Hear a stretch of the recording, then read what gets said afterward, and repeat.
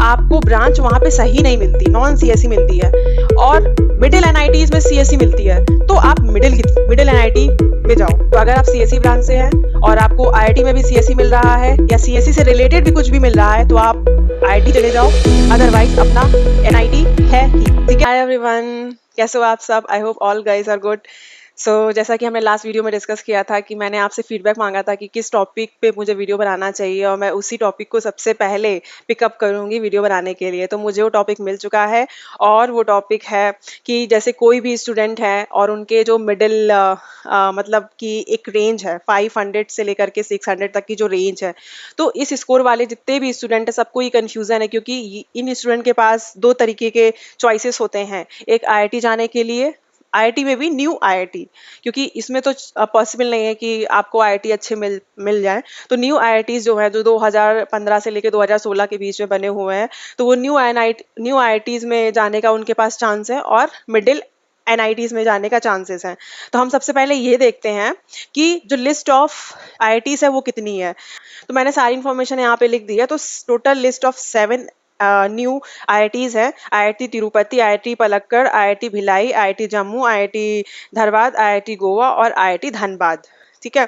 अब ये 7 जो लिस्ट ऑफ आईआईटीज है, इसके बारे में हम जानते हैं। तो अब सारे जो आईआईटीज हम उसके बारे में तो बहुत डिटेल हो जाएगा और वीडियो बहुत लंबा जाएगा। तो बहुत ही क्रिस्प इंफॉर्मेशन है, मैं सिर्फ 1-2 एग्जाम्पल देखूंगी। सबसे पहला एग्जाम्पल लेती हूँ मैं आईआईटी पलक्कड़ का।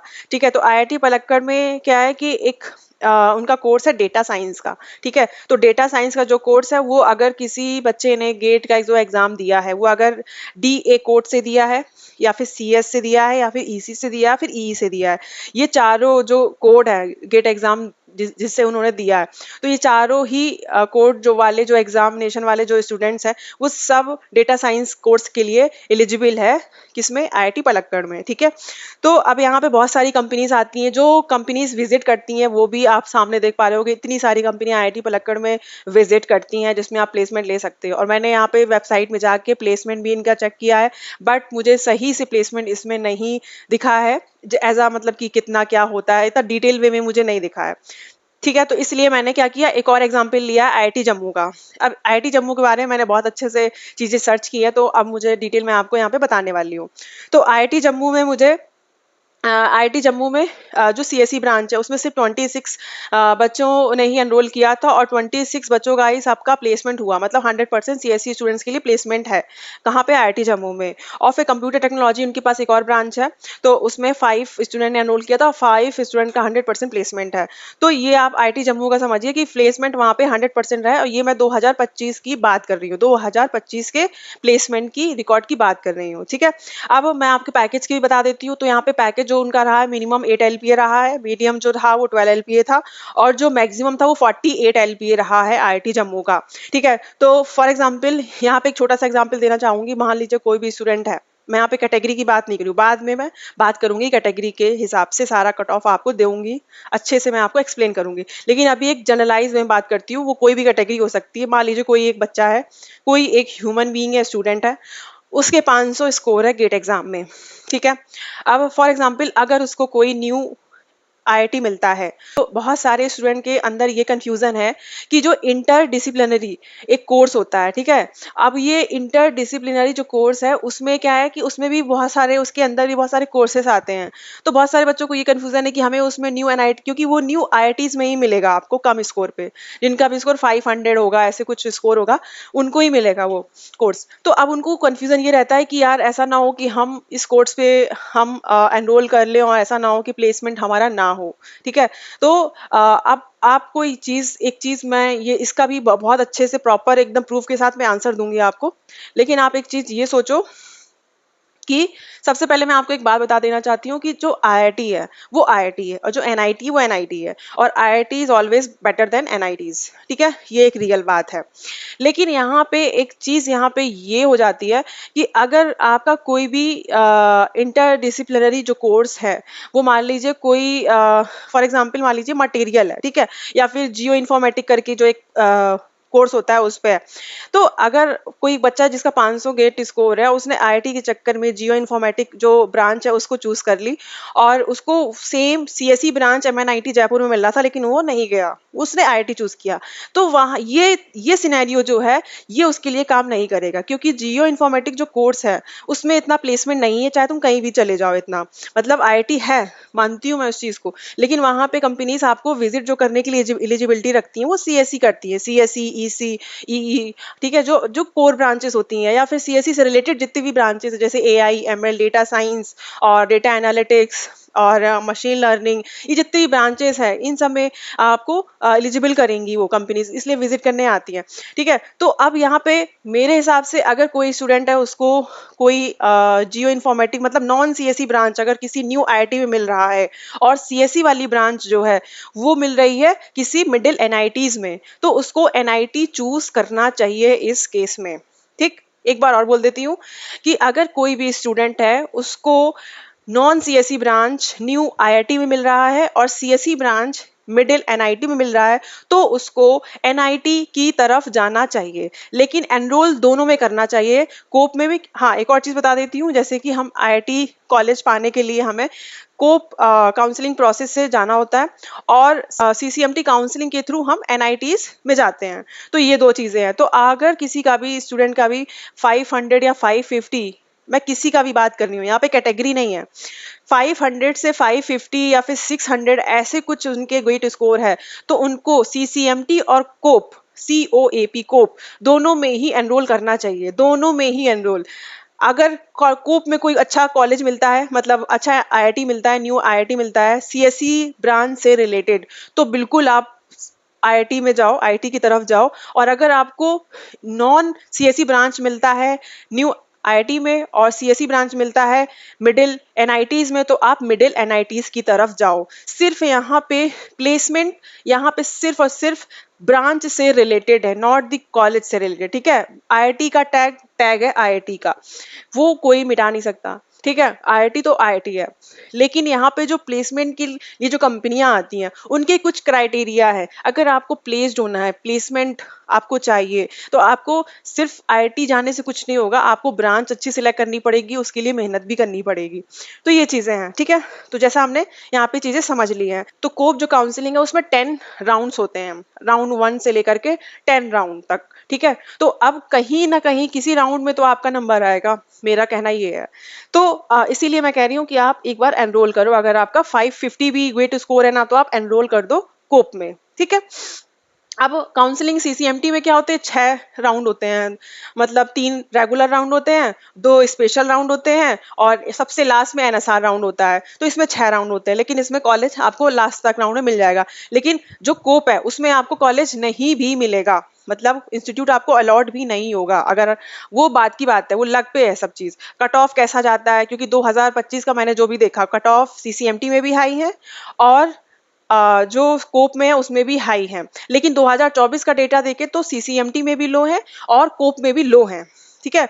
तो अब पिछले साल का कट ऑफ हाई गया है, तो हम ये नहीं बोल सकते कि इस साल भी हाई जाएगा, डिफरेंस मान के चलो। और ट्राई करने में क्या जाता है, एक बार ट्राई कर लो, ट्राई करने में क्या जा रहा है, ठीक है। एक फॉर्म भरने में आपको क्या जा रहा है, कुछ 2-3 हजार लगेंगे, कुछ पैसा लगेगा, खर्च कर दो, क्या ही है, क्या पता आपकी किस्मत बदल जाए, क्या पता आपको अच्छा कॉलेज मिल जाए, ठीक है।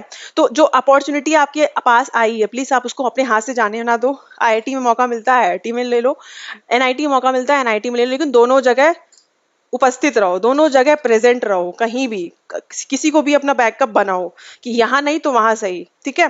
तो स्कोप की जितने राउंड 10 राउंड्स होते हैं उन सब की जो कट ऑफ है वो मैं आपको पीडीएफ एक है उसका लिंक मैं आपको शेयर कर दूंगी डिस्क्रिप्शन बॉक्स में, ठीक। तो ये हो गया हमारी बात इस चीज पे। अब हम बात करते हैं यहाँ पे कैटेगरी वाइज, ठीक है। कैटेगरी वाइज मतलब कि जनरल और ओबीसी, SC ST इनका जो गेट स्कोर है, किस हिसाब से उनको न्यू आईआईटीज मिल सकता है या फिर मिडिल एनआईटी, तो उसके बारे में हम बात करते हैं, ठीक है। तो अब यहाँ पे 2 केस मैंने यहाँ पे बना रखे हैं। पहला केस 1 कि सीएसई ब्रांच है और नॉन सीएसई ब्रांच है। मतलब कि सीएसई ब्रांच यहाँ का मतलब मेरा ये है कि सीएसई डिपार्टमेंट टाइप, मतलब जिन्होंने सीएसई से गेट एग्जाम दिया हुआ है। और अदर देन सीएसई मतलब जैसे कि जो कोई मैकेनिकल में है और पावर इलेक्ट्रॉनिक्स के हैं, या फिर अदर देन सीएसई ब्रांचेस, आप समझ रहे हो कि क्या मटेरियल साइंस है, ये सब जो ब्रांचेस होती हैं उनके बारे में बात कर रही हूँ, ठीक है। तो पहला केस सीएसई से रिलेटेड है।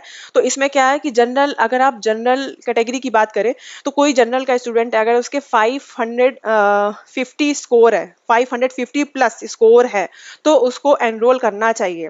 हाँ, लो पॉसिबिलिटी है, लो चांस है, लेकिन ट्राई करने में क्या जा रहा है, ठीक है।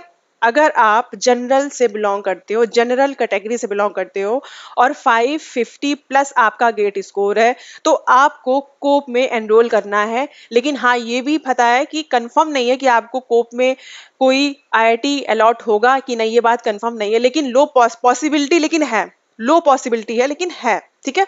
तो आप ट्राई करने में क्या जा रहा है, तो आपको एनरोल करना है। तो ये मेरा जनरल का कट ऑफ है जो मैंने अभी तक चीजें देखी उसमें, ठीक है। अब हम बात करते हैं ओबीसी की। ओबीसी में भी सेम आप यही समझ लो, 550 प्लस अगर किसी का है तो हाई चांसेस, मतलब इतनी लो पॉसिबिलिटी नहीं है, लेकिन उसकी भी मीडियम पॉसिबिलिटी है कि उसको मिल सकता है। अब बात करते हैं एससी एसटी की। तो अगर एससी एसटी से कोई स्टूडेंट बिलोंग करता है और उसका 400 से लेके 500 गेट स्कोर है, मैं सीएससी के बारे में अभी बात कर रही हूँ, केस 1 के बारे में।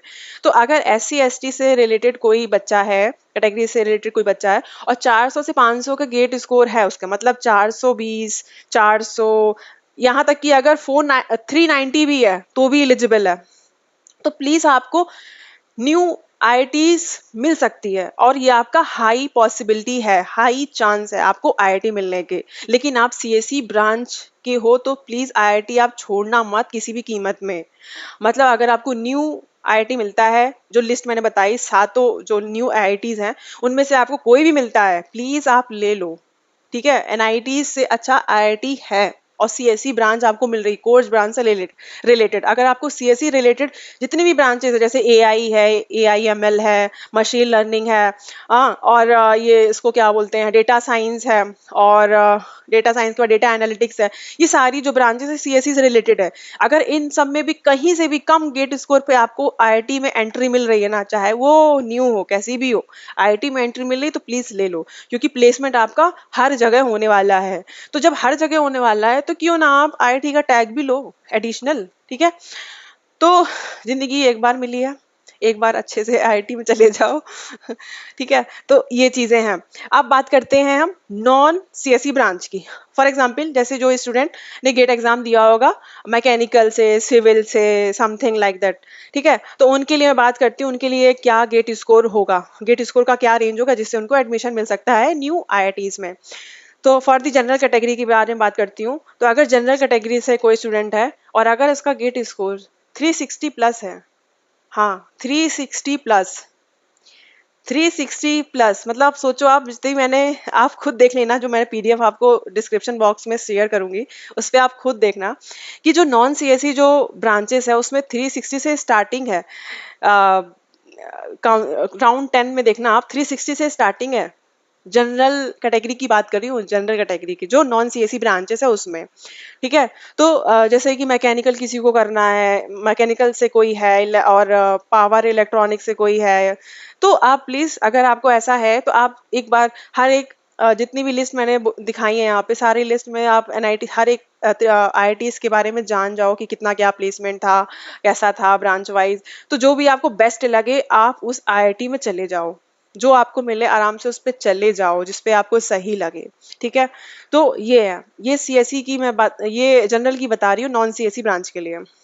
अब यहाँ पे सोचो, जब जनरल का 360 है तो आप हिसाब लगा लो कि एससी एसटी का तो डिफरेंस होगा ही। तो एससी एसटी के बारे में बात करूँ तो 250, ये जनरल का और ओबीसी और ईडब्ल्यूएस सबका इंक्लूड करके मैंने बताया 360 प्लस होना चाहिए स्कोर नॉन सीएसई ब्रांचेस के लिए। अब एससी एसटी की बात करें तो 250 से लेके 400 के बीच में अगर आपका है नॉन सीएसई से रिलेटेड, आपका जो आपने गेट एग्जाम दिया है, तो आपको न्यू आईआईटीज मिल जाएंगी।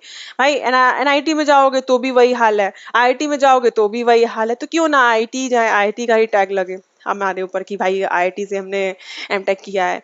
ठीक है, तो ये मेरा एनालिसिस था सीएससी और नॉन सीएससी। तो at the end of video एक समरी पॉइंट में मैं आपको ये बोलूंगी कि अगर सीएससी से रिलेटेड कोई भी सीएससी से रिलेटेड कोई भी ब्रांच आपको न्यू आईआईटी में मिलती है तो प्लीज आप आंख बंद करके उस आईआईटी में चले जाओ, ठीक है। और अगर आपको ब्रांच वहां पे सही नहीं मिलती है, नॉन सीएससी मिलती है और मिडिल एनआईटीज में सीएससी मिलती है, तो आप मिडिल एनआईटी में जाओ क्योंकि ब्रांच इज इम्पॉर्टेंट, ठीक है। तो ब्रांच यहाँ पे बहुत बड़ा रोल प्ले करती है, ठीक है। तो अगर आप सीएससी ब्रांच से हैं और आपको आईआईटी में भी सीएससी मिल रहा है या सीएससी से रिलेटेड भी कुछ भी मिल रहा है तो आप आईआईटी चले जाओ, अदरवाइज अपना एनआईटी है ही, ठीक है। सीएससी वाले बच्चे हो कहीं भी जाओगे प्लेसमेंट मिल ही जाएगा। अदर ब्रांचेस के जो बच्चे हैं उनको थोड़ा स्ट्रगल करना पड़ता है, ये है, ये मतलब सच बात है।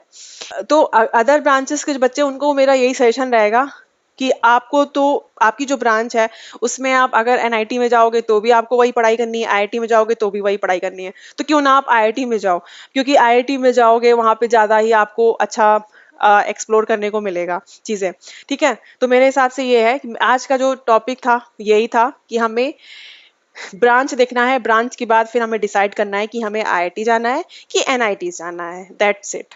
सो आज के लिए बहुत लंबा वीडियो रहा, नेक्स्ट वीडियो में हम जरूर मिलते हैं और नेक्स्ट वीडियो का टॉपिक मैं जरूर जो जिन यूजर ने मुझे सजेस्ट किया है उनके सजेशन में जरूर चलूंगी, ठीक है। तो तब तक के लिए thank you and be cool, be calm and thank you and bye bye.